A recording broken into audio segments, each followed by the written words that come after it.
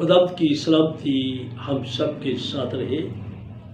अपने वतन अजीज़ पाकिस्तान की हुकूमतों की फौज पाक की सबकी सलामती चाहते हैं। अज़ीज़ों, आज हम सीख रहे हैं खोया हुआ दिनार कैसे ढूंढें। वो जो 2 पार्ट्स में मैं रिकॉर्ड करवा चुका हूँ, जो 10 हुक्मों से ताबीर हुआ था। तो मसीहा फरमाते हैं कि एक औरत का जो 1 दिनार खो गया तो उसने सबसे पहले चिराग जलाया, और वो चिराग ये खुदा का कलाम पाक है। ज़बूर नंबर 119 के मुताबिक कि तेरा कलाम मेरे कदमों के लिए चिराग, मेरी राह के लिए रोशनी है। सबसे पहले हम इस चिराग को जलाएं। ये हर वक्त रोशन है, यानी पाक कलाम को बगौर पढ़ें, सुने, इसका जायज़ा लें कि अगर मुझे 10 तोड़े दिए गए थे, 10 दिनार दिए गए थे, दरम दिए गए थे, अगर एक भी खो गया है तो वो कहाँ गया है? इस चिराग की रोशनी में। फिर है कि इस अंदर में अंधेरा है, बुरे कामों का, गुनाहों का, बदियों का। इस चिराग को, पाक कलाम को अपने अंदर उतरने दे, ताकि जो अंदर अंधेरा है, इस चिराग से वो अंधेरा पहले जाता रहे। अंधेरे में हम टटोलते भी रहें, हमें कुछ नहीं मिलेगा। हमने एक खोया हुआ दिनार ढूंढना है। तो मसीहा ने क्या फरमाया? ढूंढो तो पाओगे। लेकिन उस खोए हुए दिनार को, धर्म को ढूंढने के लिए सबसे पहले इस चिराग की ज़रूरत है, पाक कलाम की। इसका सही मुतालिया करना, इसे समझना, इस पर गौर करना।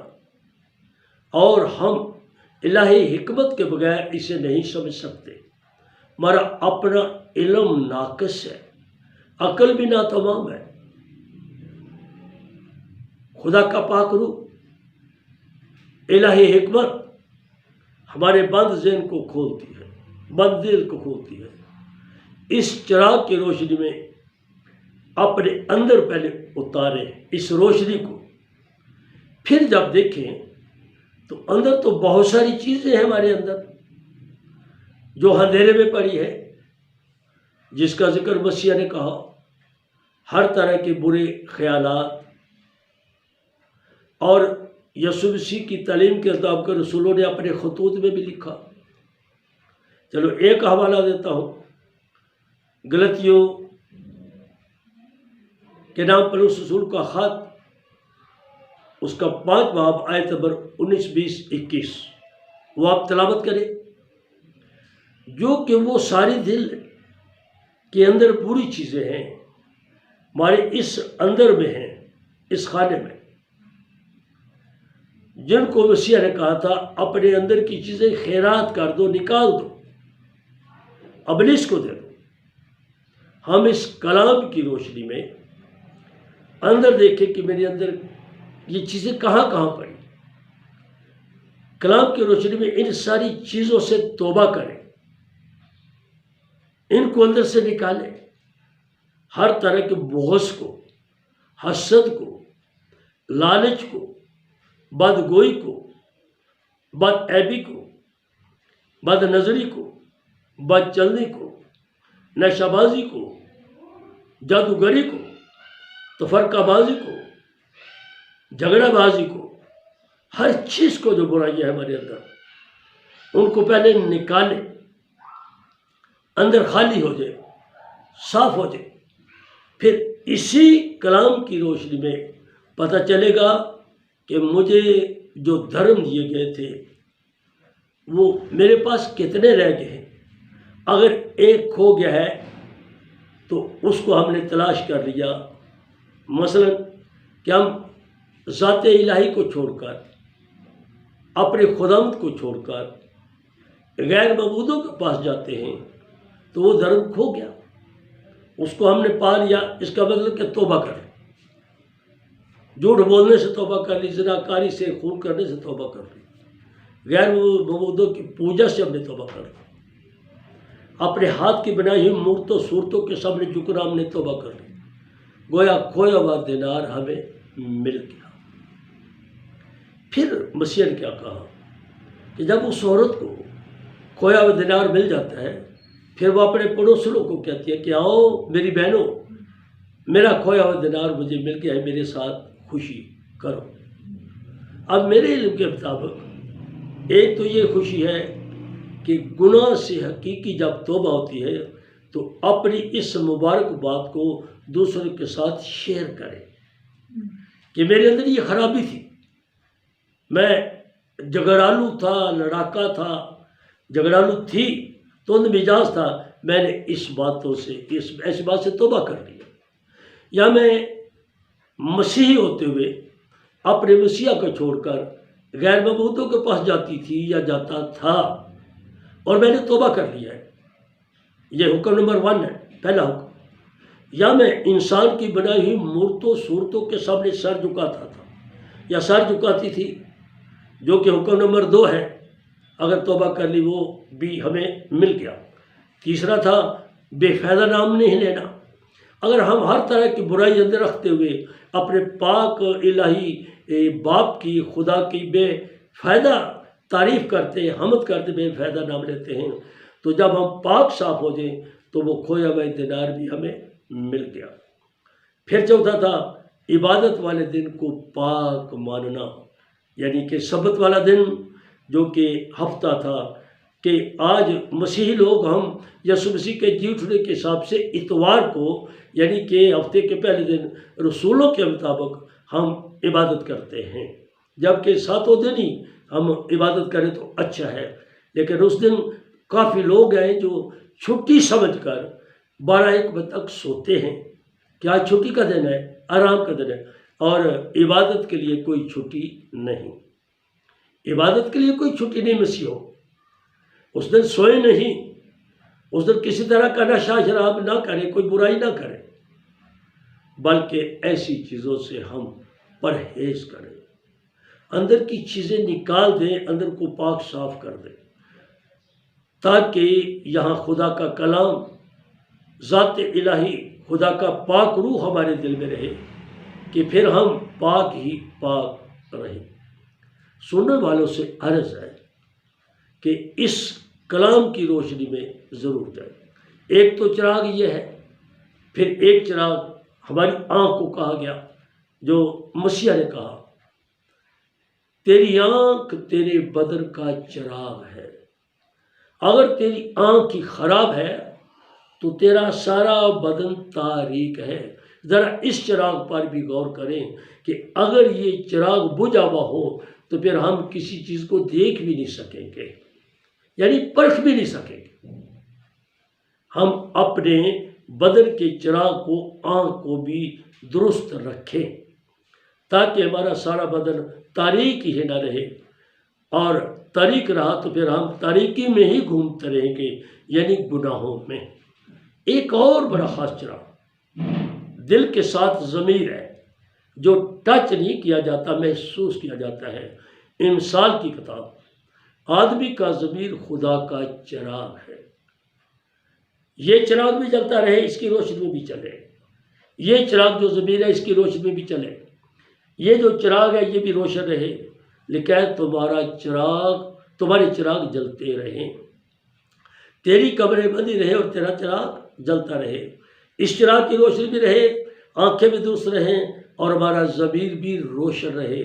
जब खैमा इज्तिमा खुदा ने बनवाया अपने बंदा मूसा से, और अहद का संदूक भी, तो वहाँ लिखा है कि जो रोशन ज़मीर इंसान है उनको चुन, जिनके ज़मीर रोशन है, यानी कि जिनका अंदर वाला चिराग जल रहा है। हर अहले बाइबल को, हम मसीहों को इस चिराग की भी अशद ज़रूरत है। इस चिराग की के बारे ज़मीर भी रोशन रहे, ज़मीर फरोश भी ना बने, और ये जो नज़रें हैं ये चिराग भी रोशन रहें, यानी बद नज़री ख़त्म हो, बद नज़री ख़त्म हो। और आज हम सीख रहे हैं कि हमारे अंदर ही ये गुनाह हैं, वो अंदर ही सब कुछ है।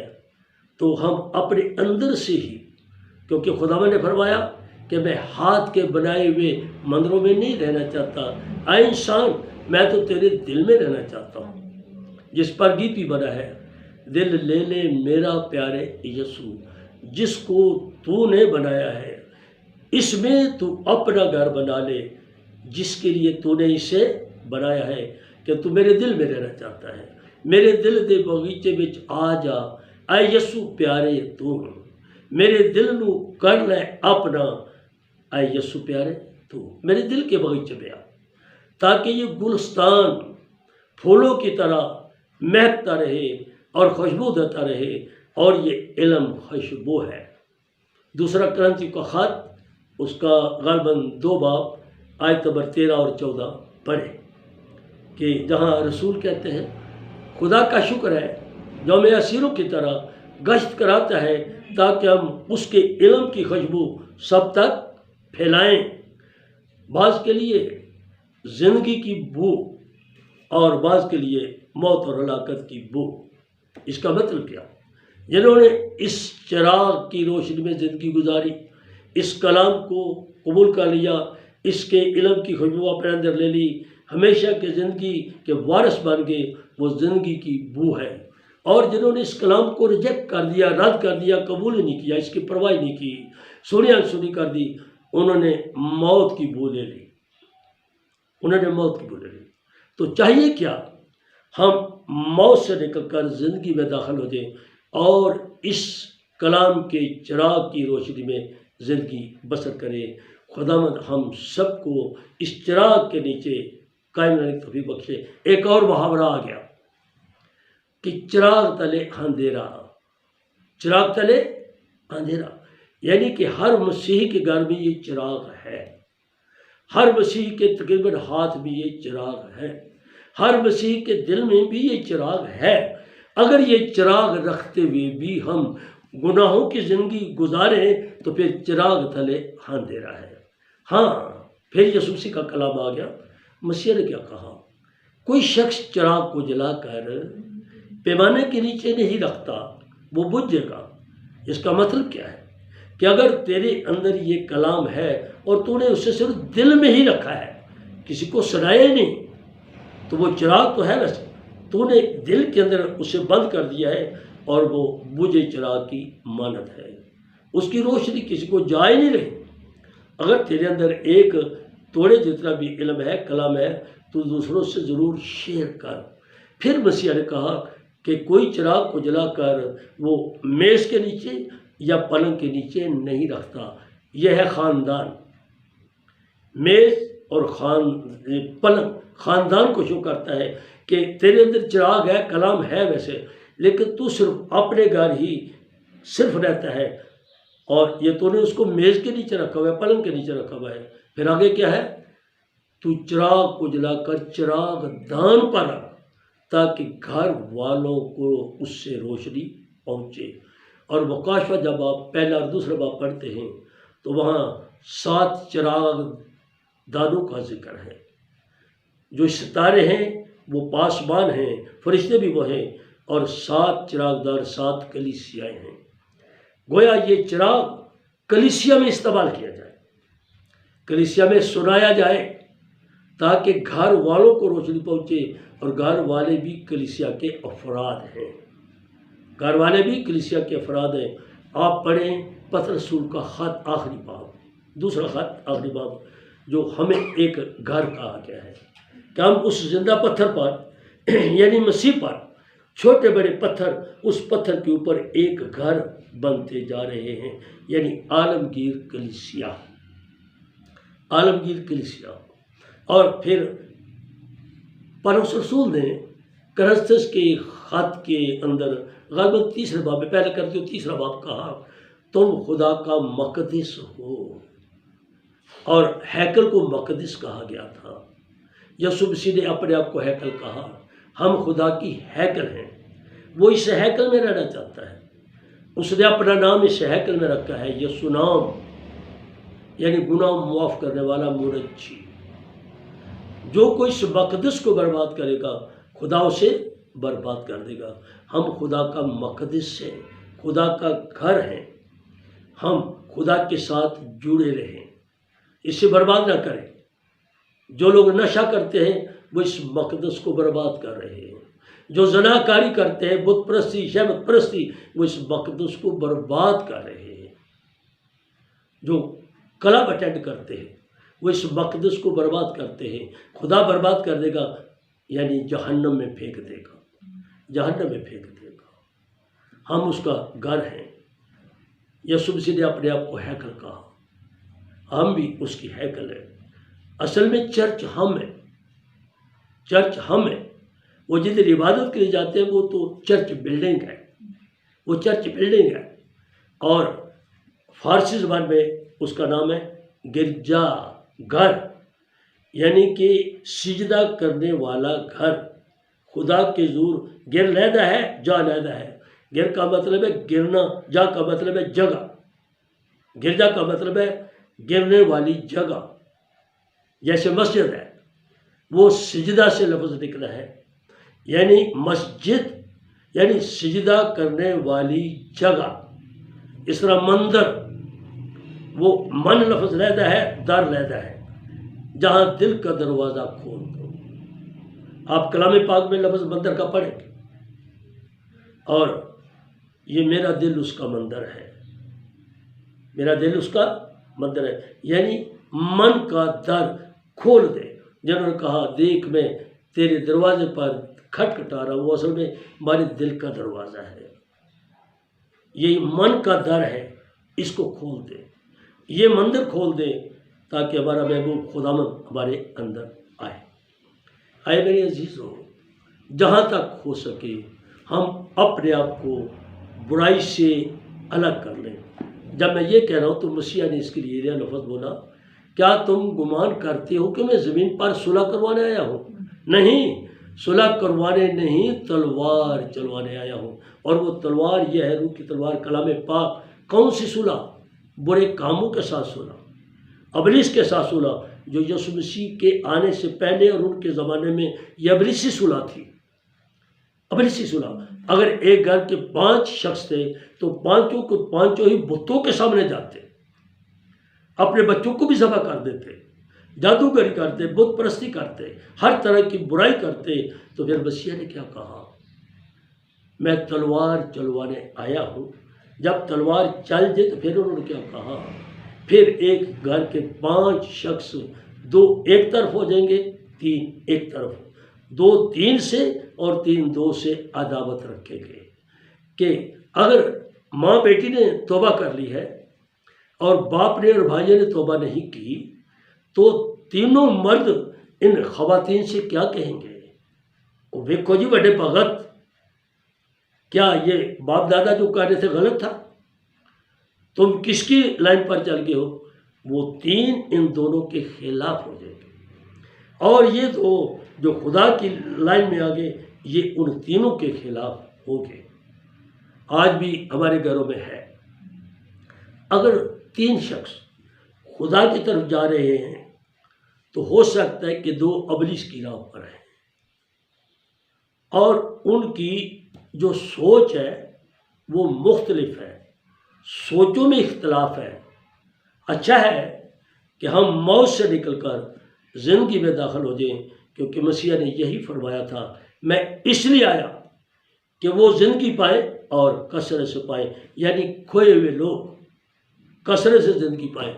हालांकि यीशु मसीह ने उस वक्त के मजहबी रहनुमाओं से कहा था, गौर से सुने क्या कहा था, मुझसे पहले जितने भी आए वो सब चोर और डाकू हैं, थे नहीं कहा हैं, यानी जो जिंदा थे उनके ज़माना में लावी, कहन, सरदार कहन, फ़कीह और फरीसी, उनको कहा था कि वो मुझसे पहले जिस्म में पैदा हुए, खिदमत उन्होंने मुझसे पहले शुरू की है, वो सब चोर और डाकू हैं, वो कलीसिया को लूट रहे हैं, वो अपनी कौम को माली सतह पर भी लूट रहे हैं और रूहानी सतह पर भी, कि जब खुद बुरे काम करते हैं उनको भी बुराई से मना ही नहीं करते, और मना ही नहीं करते।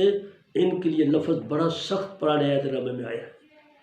माफ़ी चाहता हूँ मैं, वहाँ खुदा ने कहा है, खुदा को कि वो ऐसे कुत्ते हैं जो भौंकते नहीं, यानी कि मेरी सच्चाई को लोगों पर सही जाहिर नहीं करते, सच्चाई को छुपा देते हैं। और वो चरवाहे भी ऐसे हैं कि उनके जो लोग पीछे जैसे बेचरवाहा भेड़े हैं बेचारे। यीशु मसीह ने इसलिए कहा अच्छा चरवाहा मैं हूँ, और मैं अपनी भेड़ों को नाम बनाम जानता भी हूँ, अपनी भेड़ों के लिए अपनी जान भी देता हूँ। अब इन भेड़ों को भी चाहिए अपने अच्छे नेक चरवाहे की बात को माने और इस कलाम की रोशनी में आगे बढ़े। अब इसके लिए कौन सा लफ्ज़ आ गया?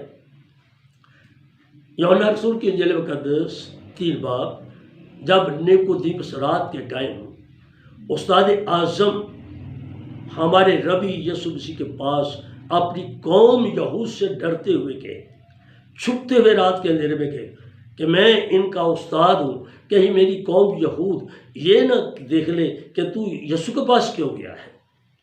तो यूहन्ना 3 बाब है। तो जाके निकोदेमुस ने बड़ी औ-भगत की, बड़ी तारीफ़ की, तू नेक है, उस्ताद है, खुदा की तरफ से आया है, जो काम तू दिखाता है और कोई नहीं दिखा सकता। तो यीशु मसीह ने पहले क्या कहा? लेकिन मैं तुझसे ये कहता हूँ कि आदमी जब तक नए सिरे से पैदा ना हो वो खुदा की बादशाही को देख भी नहीं सकता। आए मसीहो, आया ने बाइबल, आए सुनने वालों, नए सिरे से पैदा होना क्या मुराद है?